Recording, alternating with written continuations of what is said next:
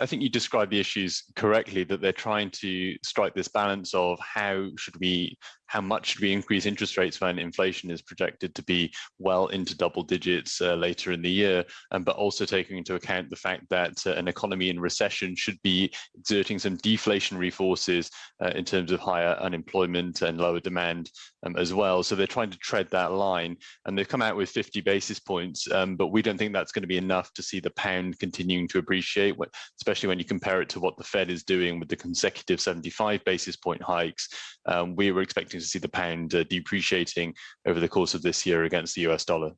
If we look at the non-farm payroll outlook for today here, we're obviously looking at a month-on-month decline in the jobs numbers, but there's not been any really strong evidence that the labour market is beginning to crack. We've just had these coincidental reports around JOLTS, for example, and the claims numbers.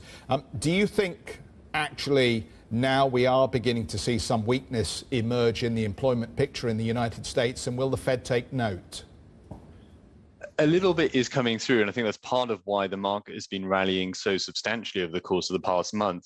Remember, just a month ago, we were having this debate about, is the US economy going to be entering stagflation, or is it going to be entering some sort of deep economic slump? What we're seeing is just a sort of gentle softening in the labour market, with some of the vacancy rates starting to fall, slight reduction in the pace of payroll growth. And that's gotten the market thinking that, okay, well, maybe this soft landing is possible. So I think that's what's going to be key to watch here today. I think anything in that 200 to 300,000 range will be taken well by the market. If it's much higher than that, then we start talking about higher interest rates, stagflation all over again. If it's much lower than that, then maybe people start to fear that the economy is slowing a little bit faster than they'd like to see. And that expectation of an economy slowing is what's helping to push oil prices down. In fact, we're now seeing oil prices the lowest level since the Russian invasion of Ukraine earlier on in the year. So why do you expect Brent to go back up to 125 a barrel by the end of the year? Yeah, so there has been a lot of focus on the demand side of the equation, clearly. So people thinking about recession and slowdown in the US, in Europe, also in China as related to the property crisis. And that's what's been bringing oil prices down. I think what people have neglected is the supply side. OPEC has been talking about production increases, but we don't think that they actually have that much scope to do it in reality. And then also remember that later in the year, Europe will be banning imports of Russian oil as well. So that's going to even further tighten the market. So we think that supply side situation is tight enough that we're expecting to see Brent moving higher over the course of the end of the year. Is now a good time to buy energy related stocks?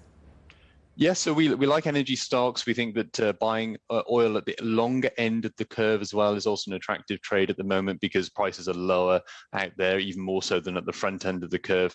And so, yeah, we think there are plenty of opportunities in the energy space, and particularly also in a portfolio context, because you think about some of the key risks that we face. Clearly, oil prices moving higher would be quite negative for equities and for bonds. So having some of that energy exposure in the portfolio, we think, helps from a hedging perspective as well. Hi, I'm Joanna Bersecci, and thank you for watching. You can check out more of our videos by clicking on the boxes on the screen. And don't forget to subscribe to our channel for more from CNBC International. Thank you for watching.